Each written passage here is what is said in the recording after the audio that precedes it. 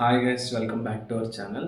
So first match IPL 2024లో Chennai Super Kings versus RCB అనమాట.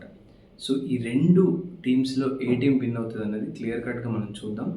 దానికి ముందుగా ఈ వీడియోని చూస్తున్న వాళ్ళు ఇంకా మన ఛానల్ ఎవరైనా సబ్స్క్రైబ్ చేసుకోకుండా ఉన్నట్లయితే వెంటనే సబ్స్క్రైబ్ చేసుకోండి. మీ సపోర్ట్ ఈ ఐపీఎల్ అంతటా నాకు చూపించండి. నేను తప్పకుండా మంచి వీడియోస్ చేయడానికి ట్రై చేస్తాను. సో ఫస్ట్ ఏంటంటే, ఈ రెండు టీమ్స్లో ఎవరెవరు ప్లేయింగ్ లెవెల్లో ఉండబోతున్నారు అనేది చూద్దాం. ఫస్ట్ సిఎస్కేలో ఆల్రెడీ మనందరికీ తెలిసిన విషయమే, మహేంద్ర సింగ్ ధోని బదులుగా మనకి ఈ సీజన్ నుంచి రుతురాజ్ గైక్వాడ్ కెప్టెన్గా ప్రకటించడం జరిగింది. సో రుతురాజ్ గైక్వాడ్, అలాగే రచిన్ రవీంద్ర, మిచెల్, శివం Dubey, Moeen Ali, Dhoni, Jadeja, Santner, Thakur, Deshpande, Chahar, వీళ్ళ 11 మంది సిఎస్కే తరపున ఆడే అవకాశం ఉందన్నమాట.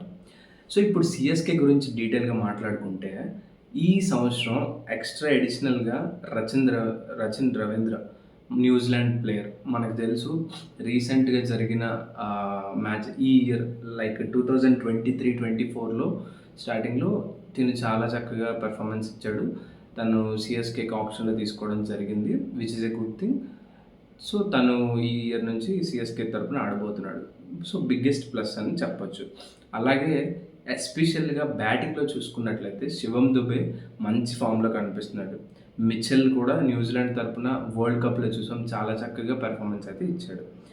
ఇంకా Moeen Ali, MS Dhoni, Ruturaj Gaikwad, వీళ్ళందరి గురించి మీకు తెలుసు. జడేజా పర్వాలేదు.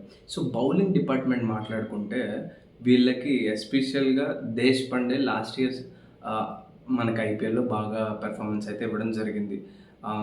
ఎస్పెషల్లీ చాహర్, అలాగే శార్దుల్ ఠాకూర్ విషయంలోకి వస్తే, వాళ్ళిద్దరూ అంత స్కోప్ దొరకపోయినప్పటికీ ఇప్పటిదాకా మ్యాచెస్లో దొరకలేదు.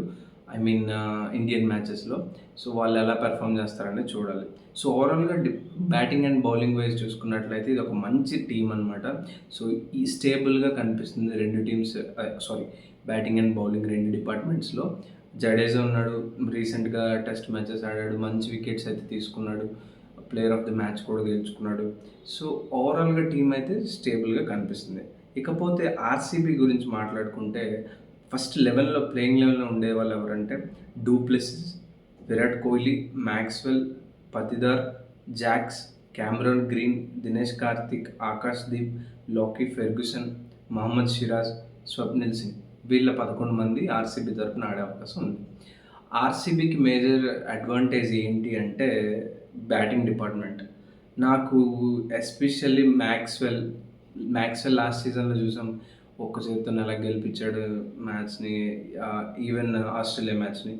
అలాగే ఆఫ్ఘనిస్తాన్తో జరిగిన మ్యాచ్ అనుకుంటుంది, ఒంటి చేతితో గెలిపించాడు. At the same time Maxwell ప్రతి ఇయర్ కన్సిస్టెంట్గా ఐపీఎల్ ఆడడం చూస్తున్నాం. పతిదార్ కూడా మంచి ఫామ్లో ఉన్నాడు. విరాట్ కోహ్లీ గత 5 మ్యాచెస్ ఆడకపోయినప్పటికీ కూడా తన గురించి నో డౌట్. ఇంకా ఫ్యావ్ డూప్లెసిస్ ఐపీఎల్ అంటే చాలా చక్కగా ఆడతాడు.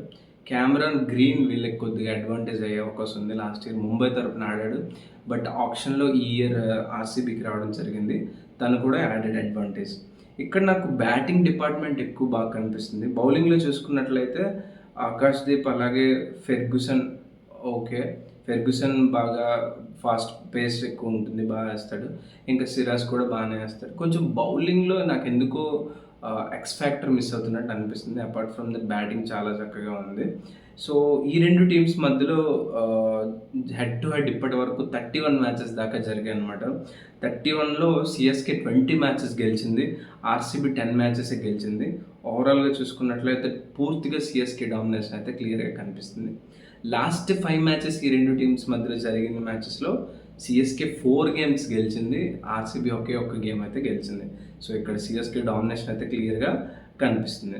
సో ఎవరు బాగా పెర్ఫామ్ చేసే అవకాశం ఉంది అంటే మాత్రం, నేను డ్యారీ మిచెల్ కానీ తర్వాత గైక్వాడ్ కానీ చెన్నై నుంచి తీసుకుంటున్నాం బ్యాటింగ్ డిపార్ట్మెంట్లో. ఆర్సీబీ నుంచి డూప్లెసిస్, అలాగే విరాట్ కోహ్లీని తీసుకుంటాం. బౌలింగ్ పరంగా ఎవరిని పిక్ చేస్తానంటే తుషార్ దేశ్పాండేని, అలాగే రవీంద్ర జడేజాని చెన్నై నుంచి, అలాగే మన ఆర్సీబీని చూసుకున్నట్లయితే ఫెర్గ్యూసన్, అలాగే సిరాజ్ని పిక్ చేస్తారు. ఓవరాల్‌గా చూసుకున్నట్లయితే ఇప్పుడు ఆహ్, ఈ మ్యాచ్ అనేది అదే చిదంబరం స్టేడియంలో జరగబోతుంది. So, which is advantage for Chennai అని చెప్పొచ్చు. సో, ఫైనల్‌గా ఎవరు గెలుస్తారు అనే దానికొస్తే మాత్రం 2 టీమ్స్‌లో నాకు పాజిటివ్స్ అండ్ నెగెటివ్స్ చూసుకున్నప్పటికీ నాకు కొంచెం సీఎస్‌కేకి అడ్వాంటేజ్ ఎక్కువ క్లియర్‌గా కనిపిస్తుంది. బ్యాటింగ్ గాని, బౌలింగ్ గాని ఎక్స్‌పీరియన్స్‌డ్ వాళ్ళున్నారు. స్టేబుల్‌గా ఆల్ రౌండర్స్ ఉన్నారు. అంతా బాగుందనిపిస్తుంది. So, I'm going with CSK. రేపు సీఎస్‌కే మ్యాచ్ గెలిచే అవకాశం ఉన్నట్లు కనిపిస్తుంది. సో, ఇది మన వీడియో. మీకు నచ్చినట్లయితే తప్పకుండా లైక్ చేయండి. ఛానల్ సబ్స్క్రైబ్ చేసుకోండి. టెలిగ్రామ్ ఛానల్ లింక్ డిస్క్రిప్షన్‌లో ఇస్తాను. అది కూడా ఫాలో అయిపోండి. Thanks for watching this video. Signing off.